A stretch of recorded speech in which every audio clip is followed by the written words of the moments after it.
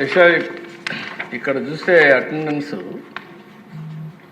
24వ తారీఖున వైఎస్ఆర్ కాంగ్రెస్ 11 మందికి వచ్చారు, సంతకాలు పెట్టారు.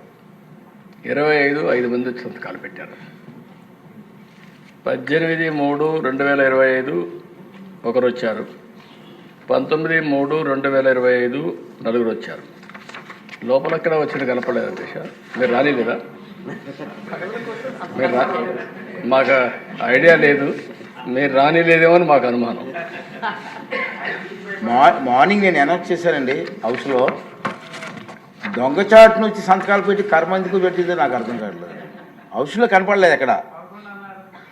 జీతాలు తీసుకుంటూ హౌస్కి రాకపోవడం ఒక తప్పు అండి. గవర్నమెంట్ జీతాలు తీసుకుంటున్నారు సార్ వీళ్ళందరూ కూడా. జగన్మోహన్ రెడ్డి మినహా అందరు ఎమ్మెల్యేలు కూడా నెల నెల జీతాలు తీసుకుంటున్నారు. మరి జీతాలు తీసుకొని డ్యూటీకి రాకుండా ఉన్న వాళ్ళు ఏమనాలి సార్ మనం? అదే ప్రభుత్వ ఉద్యోగస్తులు కానీ డ్యూటీకి రాకపోతే ఏం చేస్తాం సార్ మనం? అంటే దీనికి అంటే తెలియని చెప్తున్నాను, ప్రజలకు కూడా తెలియాల్సిన అవసరం ఉంది సార్. అంచేత దొంగచాటును వచ్చి దొంగ సంతకాలు పెట్టే కర్మ ఎందుకు వచ్చింది సార్ ప్రజాప్రతినిధులకి?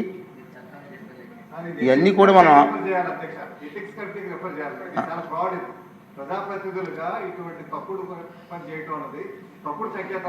డెఫినెట్ చేద్దామండి. ఓకే, డెఫినెట్గా నేను ఒకసారి రూల్స్ వెరిఫై చేసి అవసరమైతే రూల్స్ పర్మిట్ చేస్తే ఎథిక్స్ కమిషన్కి వెళ్దాం సార్. తప్పదు, ఎందుకంటే ప్రజల డబ్బు ఇది. ప్రజా డబ్బుని జీతాలుగా తీసుకుంటూ ప్రజలకు సేవ చేయకుండా దొంగచాటుని వచ్చి సంతకాలు పెట్టవలసిన కర్మ ఇటు ఒకసారి. దీనికి అవసరమైతే అంతా పెద్దలందరితో మాట్లాడి ఎథిక్స్ మనోహర్ గారు అంతా అనుభవం మాట్లాడిన తర్వాత అవసరమైతే ఎథిక్స్ పంపిస్తాం. దీని మీద సరైన కఠిన చర్య చేస్తారు. రాబోయే రోజుల్లో ఎమ్మెల్యే తాలూకు పాత్ర ఏంటి, వాళ్ళ డ్యూటీస్ ఏంటో వాళ్ళకి తెలియాలి, ప్రజలకు కూడా తెలియాలని ఇది నా తాలూకు ఆలోచన విధానం సార్.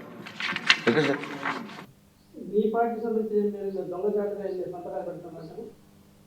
దొంగచాటుకి వెళ్ళి సంతకాలు పెట్టాల్సిన అవసరం ఏముంది నాకు అర్థం కాలేదు. ఆయనే అన్నాడు, ఎవరు స్పీకర్ గారు, ఆయన పేరేంటి, చింతకాయలు అయ్యన్న పోతుడు గారు, ప్రతిపక్షం దొంగ సంతకాలు పెడుతుందని. మరి ప్రతిపక్షం అది మన దొంగ ప్రతిపక్షం అన్నాడు ఎందుకు? వైఎస్ఆర్ కాంగ్రెస్ పార్టీ అన్నాడుగా, ప్రతిపక్షం అన్నాడు. ప్రతిపక్షం అది ఈమను ఏదో మాట్లాడుతుంటే ఆయనకి అదిగా స్వామి. అసలు ఆ చింతకాయలు అయ్యన్న పోతుడు అని ఆయన స్పీకరే కానీ నోటికి అదుపు ఉందా? ఏం మాట్లాడతాడో తెలుసా నీకు? ఇంతకుముందు ఏం మాట్లాడు చూసారా? అలా బ్రహ్మాండంగా మాట్లాడాడు కాబట్టి చంద్రబాబు నాయుడు గారు ఆయన కూర్చోబెడితే జగన్మోహన్ రెడ్డి గారిని రోజు తిట్టొచ్చు అనేటువంటి ఉద్దేశంతో అయ్యా మాకు తిడుదురు, మమ్మల్ని పిలవండి, మేము వస్తాము, మాకు స్పెషల్, మాకు ప్రత్యేక ఇది ప్రధాన ప్రతిపక్ష హోదా ఇవ్వండి అంటే ప్రధాన ప్రతిపక్ష హోదా ఇవ్వడంట ఆయన. ఇవ్వకుండా మీరు రండి మేము తిడతాం అనేటువంటి కార్యక్రమం చేస్తున్నారు. మీరు చూశారుగా, అచ్చెన్నాయుడు గారు అన్నారు నేను ఇక్కడే ఉండాలి, ఇలాగే మీరు అక్కడే కూర్చోవాలి, ఆయన రావాలి. ఇదే శాసనసభలో. ఆయన పక్కన త్రిపుల్ ఆర్ గారు అక్కడ కూర్చోవాలంట, ఈయనకి ఉండాలంట. ఇద్దరు పర్సనాలిటీస్ పెద్దవి కదా, ఆయన రావాలంటే కుమ్ముతారు. అవుతే పిచ్చి మాటలు మాట్లాడేటువంటి కార్యక్రమాలు చేస్తున్నారు.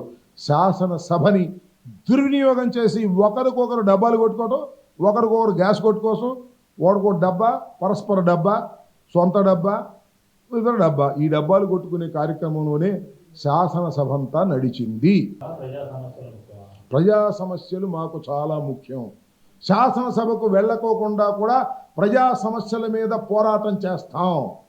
నిన్నే కదా ఫీజు రియంబర్స్మెంట్ మీద యువత పోరు చేశాం, విద్యుత్ ఛార్జీల మీద పోరాటం చేశాం, గిట్టుబాటు ధరల మీద పోరాటం చేశాం. మాకు అన్నిటికన్నా మించి ప్రజా సమస్యల మీద పోరాటం చేయటం, ప్రజా సమస్యల మీద గొంతెత్తి మాట్లాడటం మా ప్రధానమైన ధర్మంగా భావిస్తున్నాం. అది శాసనసభ వేదిక ఉంటే మాత్రం పొరపాటు. శాసనసభకు ఆ రకమైన పవిత్రత లేకోకుండా ఇద్దరు చేశారు. ఇద్దరంటే స్పీకరు, డిప్యూటీ స్పీకరు. ఆ పవిత్రత లేకోకుండా ఒక కక్ష సాధింపు వేదికగా చేశారనేది మా అభిప్రాయం. మాకు ప్రధాన ప్రతిపక్ష హోదా ఇస్తే ఎక్కువసేపు మాట్లాడే అవకాశం ఉంటుంది, ఇవ్వమని మేము అడిగితే మేము ఇవ్వం పో అనేటువంటి కార్యక్రమంలోకి వచ్చారు. కాబట్టి శాసనసభకు వెళ్ళకపోయినా ప్రజా సమస్యల మీద పోరాడతాం, ప్రభుత్వాన్ని నిలదీస్తాం, ప్రభుత్వాలు మెడలు వంచుతాం అని కూడా ఈ సందర్భంగా చెప్పదలుచుకున్నాను. ఏంటండి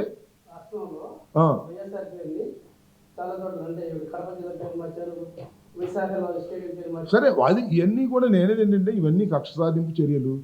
చేసుకొనియండి, మళ్ళీ వచ్చి మేము పెట్టుకుంటాం. అన్నీ ఏముంది, ఏదైతే మార్చామో అవన్నీ మళ్ళీ మారుస్తాం. మేము రావడం ఖాయం. వాళ్ళు అన్నీ మారుస్తారు, చేతిలో ఉన్నంత వరకు మారుస్తారు. వైఎస్ఆర్ కాంగ్రెస్ పార్టీ వైఎస్ఆర్ డిస్ట్రిక్ట్ అని పెట్టారు, కడప తీశారు, కడప పెట్టారు. బాగా సునకానందం అనుభవిస్తున్నారు చంద్రబాబు నాయుడు గారు. వైఎస్ఆర్ కడప జిల్లా, అంతకుముందు ఏముంది, వైఎస్ఆర్ జిల్లా ఉంది. ఏం పోయిందయ్యా, నాకు అర్థం కాలేదు. నువ్వు చెబుతున్నావు నాకు బాగా ఫ్రెండ్, మా రాజశేఖర రెడ్డి మాకు చాలా ఫ్రెండ్ అని చెప్పాడా? చాలాసార్లు చెప్పాడుగా. నీ ఫ్రెండ్ మీద అంత కోపం ఏంటి? చచ్చిపోయి నీ ఫ్రెండ్ మీద అంత కోపం ఏంటి? నీ బుద్ధి అర్థం కావట్లా? వైఎస్ఆర్ జిల్లా అంటే ఆయనకి ఎక్కడో బాధ వేసింది. అందువల్ల వైఎస్ఆర్ కడప జిల్లా అంటే సమ్మగా ఉంది, సునకానందం అనుభవించమనండి, మనకేం అభ్యంతరం లేదు. చంద్రబాబు నాయుడు గారు ఆనందం కొద్దీ అనుభవించమండి. ఇవాళ ఆనందం అనుభవిస్తాడు, మన 4 సంవత్సరాల తర్వాత ఆయనే బాధపడతాడు. కాంగ్రెస్ ప్రభుత్వం పెట్టిన పేరేంటి, వైఎస్ఆర్ కడప జిల్లా అని పెట్టింది. మీరు దాన్ని వైఎస్ఆర్ జిల్లా మార్చుకున్నాం. అయితే ఏమైంది? అయితే ఏమైందన్న? ఎస్, మేము మార్చాం. వైఎస్ఆర్ మీద ఉన్నటువంటి గౌరవంతో మేము మార్చాం. వైఎస్ఆర్ ముఖ్యమంత్రిగా ఉండి మరణించినటువంటి వ్యక్తి, రాష్ట్ర ప్రజల గుండెల్లో ఉన్నటువంటి వ్యక్తి. వైఎస్ఆర్ కడప జిల్లాని కాంగ్రెస్ పెడితే వైఎస్ఆర్ కాంగ్రెస్ పార్టీ పేరుతో వచ్చినటువంటి ప్రభుత్వం కడప తీసేసింది. What is wrong in it అంటున్నా. దాన్ని మళ్ళీ మార్చాలా? మార్చకపోతే నిద్రపోడా చంద్రబాబు నాయుడు గారు? మారిస్తే ఏం సాధిస్తాడు? అరే పేర్లు మార్చడం అంటే సూపర్ 6లు చేయి, నీకు మంచి పేరు వస్తుంది. ఇచ్చిన హామీలు నెరవేర్చు, మంచి పేరు వస్తుంది. ప్రధాన ప్రతిపక్ష హోదా మంచి పేరు వస్తుంది. చనిపోయిన రాజశేఖర రెడ్డి గారి పేరు దగ్గర కడప చేర్చి ఆనందపడితే ఏంటి అంటున్నా. ఎస్, మేము మార్చాం. మేము ఎన్టీ రామారావు పేరు కూడా పెట్టాంగా, అది కూడా మారుస్తారా? ఈ చిన్న చిన్న విషయాల మీద ఎందుకు చంద్రబాబు నాయుడు గారు అంత తాపత్రయపడుతున్నాడో ఇంత వయసులో నాకు అర్థం కాలే.